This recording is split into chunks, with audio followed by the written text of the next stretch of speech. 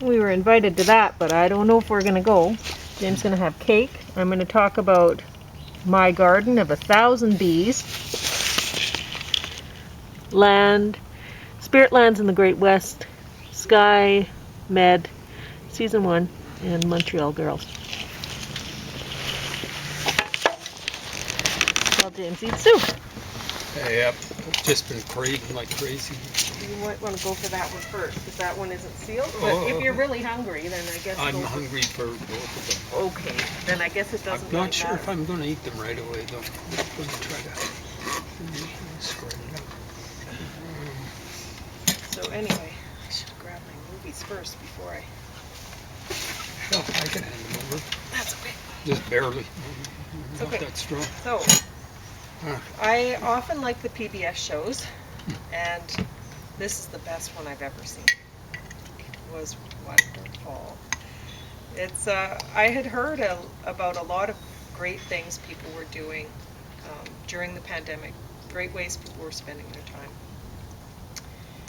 And instead of messing other people around, yeah, so this is what this man, Martin Dorn, was doing during the COVID-19 lockdown of 2020. And wow, thank you, Michael Dorn. This almost makes the COVID-19 lockdown worthwhile somehow, even though it turned out to be completely ineffective. No. Really? For a while it was effective. Okay, yes, that's true. It was slowing things down, so the hospitals were able to keep up. Fewer people died in Canada per capita than, for example, the United States, where they had a wacko heading things up. Any measures that were taken were effective. Saved You're lives. Right. Yeah, okay. That's true. That's true. A lot more could have been done everywhere in the world, including Australia. Yeah, but they did great. They did awesome. Yeah. And the Maritimes here did great. And New Zealand did great. Yep. And the rest of the world, not so much. Anyway. Thousands, tens of thousands, hundreds of thousands of lives were unnecessarily But lost. I was hearing about all sorts of things that people were doing during the COVID lockdown. Projects? Projects that were awesome.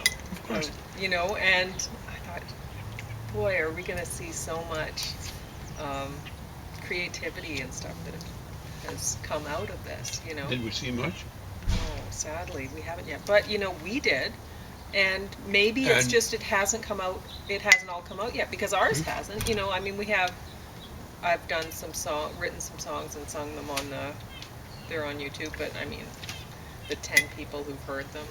I feel like that guy, Jeffrey Rush or whatever, when he was training the king. And remember, the king said something like, I have a voice. I can't remember. And Jeffrey Rush just goes like this. It's one of the best pieces of acting you'll ever see. Yeah. Well, it wasn't acting when I was doing it to you. Because you have a voice. And that voice of a particular kind woke up about the same time we'll call it a pandemic happened, because I'm afraid of using the term. Sure. But well, and a lot of people found what I did. Like here, this man managed to find it right in his own backyard. He has a beautiful backyard, and he was saying, you know, there's so much biodiversity in this little area, so many different flowers in bloom, and he was loving it, right? He was out there every day trying to film the different kinds of bees, and he was trying to attract different bees, so he did things like he drilled holes in old wood, because I guess bees, that's what they're naturally programmed to do. They love seeing a hole, and they're like, I'm going to fill that with little bees, you know, or whatever. So it's all part of the process of wearing stuff down. Great. It made me think, okay, I'm going to go get a drill bit and let's see what happens. But so he attracted some wonderful, so many different bees. I don't know if, 1,000 bees, maybe. Different not different kinds, species, but but probably 1,000 bees. I don't know how many species he attracted, but a lot, more than I would expect to. And what a beautiful flower garden to watch. What a beautiful place to spend time in every day. And it seems like he had a wonderful time, and it came out in his work. It's this is beautiful work of art and educational and everything. It's just amazing. This is the best thing that I've watched in a long time. So great. And he was talking about how you can't use a normal camera because, I mean, you got to slow everything down, or you're not going to see, you know, and they're gone, right? So, I mean, there's some things you can see while they're playing around in a flower or whatever, having fun. But a lot of the time, he's great. You won't see what they're doing. And he learned a lot of things about bees that he didn't know. That probably nobody knew. Who knows? But just being out there, being a part of it. And I had heard about a lot of that too. A lot of people they were having to get away from people. They weren't able to be doing what they normally did and being where they normally were. And they went out into nature, like James and I did. We were out hiking every day, and I'd go out and I'd write a poetry, write a song, go out and sing it. Write a poetry, go out and sing. And we did that for a long time. Yep. And it was great. And some of them are online. Some of them are on YouTube. You can see some of the songs. Some of them she did a poetry reading fest, kind of like here every month. Yeah, some of them I do there. And I'll be doing it again in a week or whatever. She got so good the last time I was there, which wasn't that recently because of the illness I've got. You need help with that, eh? Yeah, sorry. One of the guys, the guys who gave me the worst trouble way back when studying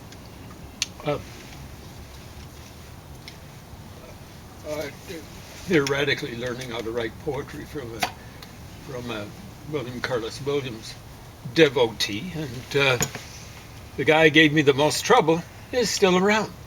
And he came up to Pauline. That's when you knew you were getting good, because he was talking to you. He wasn't talking to me. I know. He was talking to me. But he was talking about your stuff.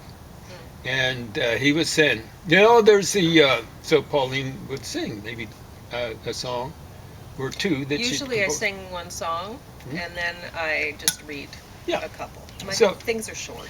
This was a threat to him, because he's a William Carlos Williams devotee, and you can't have this sort of stuff happen. Well, I don't know. Poetry. I mean, I don't know how to take what he was saying. Oh, I know. But because he said, you got a strong voice. Yeah. And then I said, yeah, she's getting really good at the technique. She's got a strong voice. He said it more loudly. Yeah.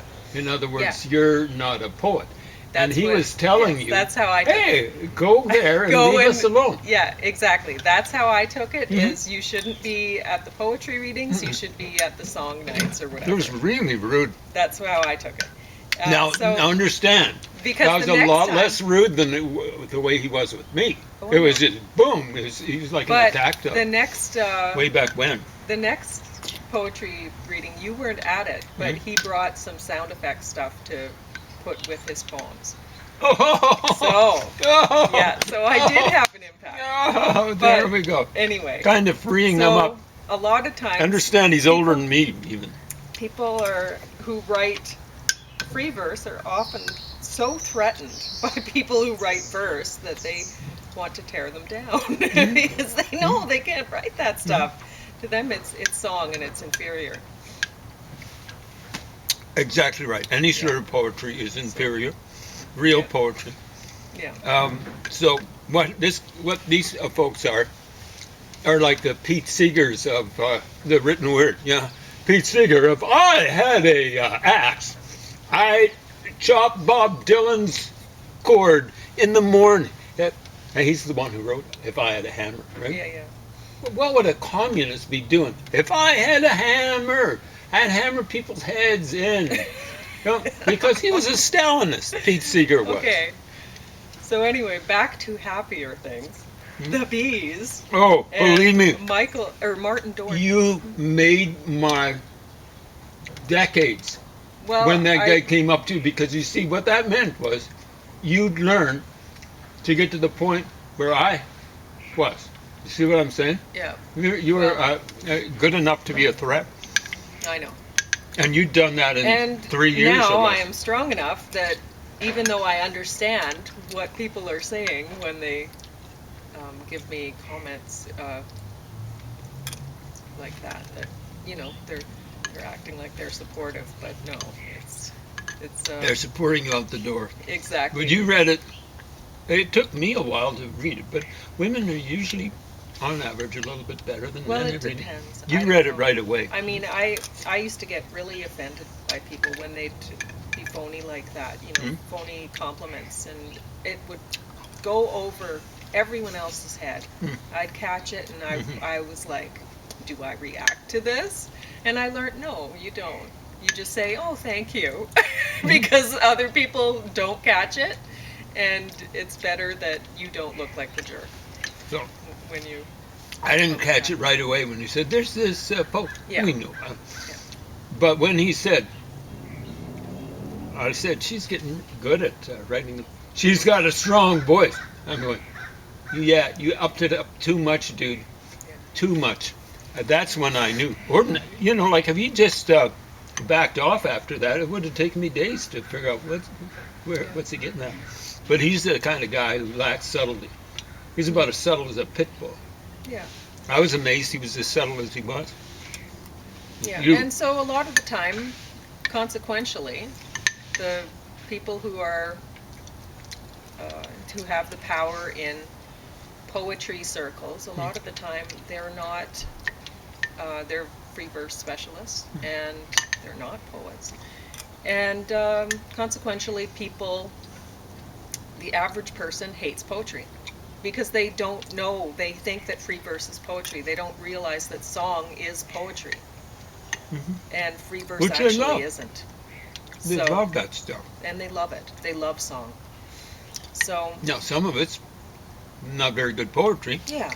But, like, that's better than writing stuff, free verse stuff. It isn't poetry at all. Yeah, but when you have a song that the lyrics are so good that they hold up on paper, you've really done it. So like, just in case you don't know what we're talking about, Bob Dylan at his best. Leonard Cohen, most of the time, he was careful about Joni Mitchell. Joni Mitchell, at her best. Yeah. John Lennon, every so occasionally. Beck. Tom Waits, in the 70s, Pauline's right, he wasn't that hot, but what? He was trying in the 70s. Oh, yeah, his country stuff I'm not really fond of or whatever, but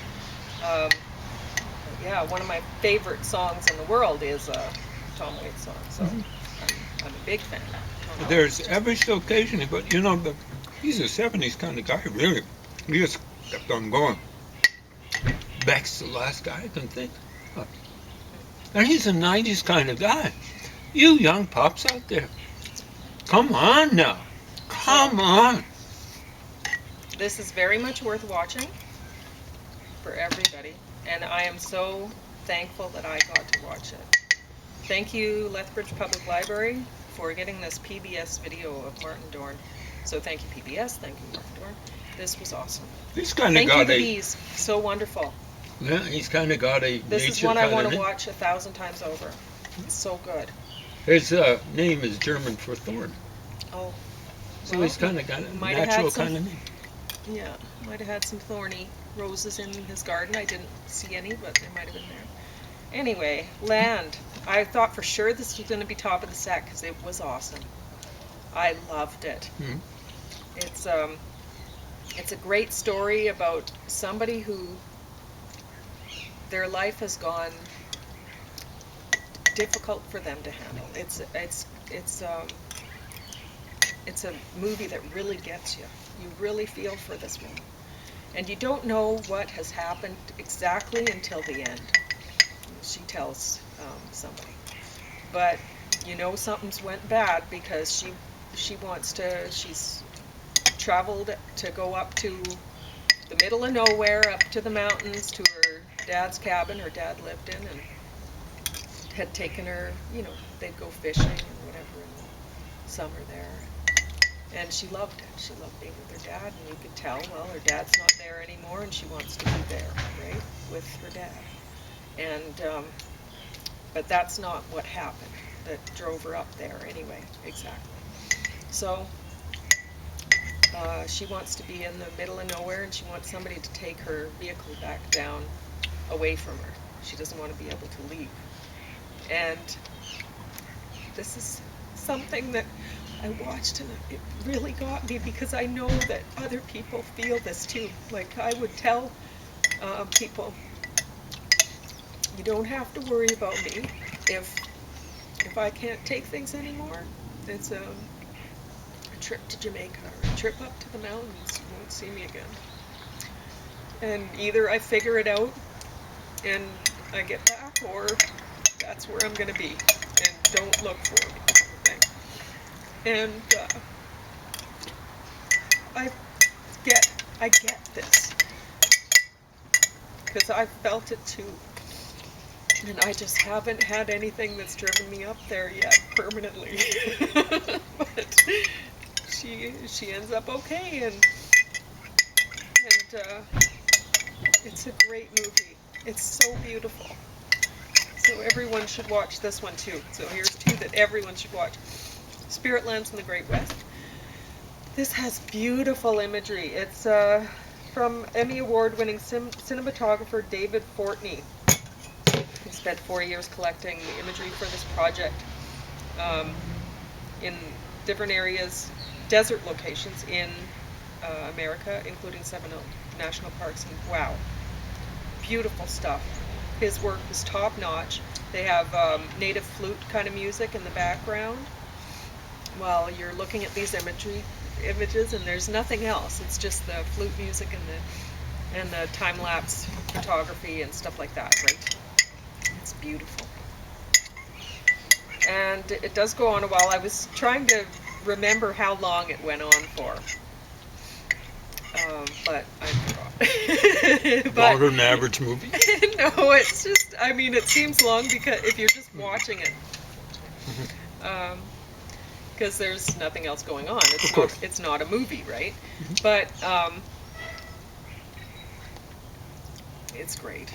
It's something that you probably don't want to just watch. It's something that you want to have. Say you have company over for a party or dinner or whatever, and you're going to be talking, you're going to be talking. You're not going to want to put on a movie because it'll just annoy you that everyone's talking. This is great to put on. So I would say, yes, this is worth watching too. It's what guys do when they go to the Super Bowl. Yeah. They don't watch the game. No. Well, ultimately, they don't So even put this stay in on the living instead. room. They'll go into the kitchen and start gossiping and Eating chips? Drinking maybe. beer? I've only been to one like that, Well, I and think I what never went happens- in there. I was the only guy who watched the football game. I think what happens is people don't really want to disturb the game for people who are watching, but they do want a beer. They get up thinking, okay, I need a new beer, A bit. and so they go to the fridge, and then some other people are there, and so they just start talking there. I think that's what happens. That might have been it. Yeah. Because I've been to parties where that happens too, not Super Bowl things or whatever, but parties where everyone's in the kitchen all of a sudden, and I think that's what it is. Yeah, Everybody so needs boring. you need a new drink, and so you end up there just talking. Talking. Whatever. Stupid stuff. Sky+Med Season 1. Not so much worth watching. I was hoping for some awesome Canadian scenery, and this does give you some scenery. I imagine it is set where they say it's set, so north of, in northern Manitoba there, where I have not been. I've seen a fair amount of southern Manitoba. Yeah. From both sides, all the way through. But it'd be not very northern. different up And there. I wanted so much to go up to northern Manitoba, but some people I was working with were saying, no, you don't want to go up there. The people are rough up there. So I was dissuaded from going up there, but I really want to go. I don't know where you would have gone. The roads up there are not like No, I the know. roads You going have up to to take, northern Alberta. yeah, like you have to take planes and stuff to get up to watch the polar bears around the Yeah. Yeah, so there's, I yeah, and I wasn't going to take a plane to get up there, so I wouldn't have went It's that expensive. far. Mhm. You know, Yeah. but About the farthest you could go is maybe Flin Flon, or there might be Thompson, Manitoba, a little bit further. But that's, I don't know, halfway up. You know, when we went up to northern Alberta oh yeah, last that's what's so summer, great about British Columbia and Alberta. You can go pretty high up, and there's there's still good roads, and deciduous yeah, trees. you can still get around. Uh, But Manitoba, it changes really abruptly. There's a little mhm. ribbon along the bottom where it's basically habitable, Well, and and people want to in be. the summertime, it would be, for me, too hot Yeah, there. yeah. But you But were kind of lucky when you were working down there that one summer. They were saying, "My, this is an awfully mild summer." Okay. yeah, it was wonderful. So anyway, there's a bunch of native people in the show, which I did like to see. But there's also, they were trying to be so diverse, like in other ways too, and I don't know if that was really necessary, or maybe that is how it is. Maybe, Up there in yeah, northern Ontario. like maybe it was about some people who were medical people, right? They were, well, Sky+Med. They're the ambulance with the helicopter, whatever, or airplane, and basically. But yeah, I don't know. I didn't really buy into that. That was a little bit off-putting for me. I was thinking, is that really realistic that there'd be so much? Would there be a lot of nurses of It's hard all to say. sorts of cultural, It's like a hard to say. spectrum? I don't know. I mean, you know, like I've got some old LCI books. I would have Uh, liked to see more Native people. exactly right. Yeah. Some old LCI yearbooks. And I go through, there's quite a few. This is LCI, the big school in town, high school. There's quite a few natives in there. Yeah. But Well, this I is a think I different see time, though. one guy, I know, Yeah. one guy And from there the, would be a lot of people coming from, like, they'd be going to school in Winnipeg, right? And so it is possible. there's not so Because many there's, people are settling here. yeah, but there's a lot of multiculturalism in the bigger centers. Yeah, And oh, Lethbridge more is getting than to that. be that People way don't too, want to go out and right? live and work outward. I'll Yeah. give you an example. Recently, India, it looks very clear, killed a Sikh. It would be like a separatist. Hey, India, you don't have a right to be in the Punjab. Get out of there. So they killed him, that person, in Canada. And Canada starts to, you know, like do diplomatic things, like we're taking our. India's got to do the same thing back to us, because we're bad guys. Because we actually said we've got a little bit of a border here. Yeah. So now, on CBC, there's all sorts of people who are having trouble. Oh, you see, think about the climate. You want to be in Canada? So they're here in Canada until wintertime hits. And then they go to India, and they're having trouble going to India because India's not letting them in. Yeah. Huh? Well, When you're in this country, you're in this country. yeah. I don't care what race you are. That has to stop. The That's whole, insane. You know, holiday here for the summer thing. And It's call insane. yourself a citizen. It's insane. Ridiculous. It's insane and unacceptable. Yeah. You're here for the duration.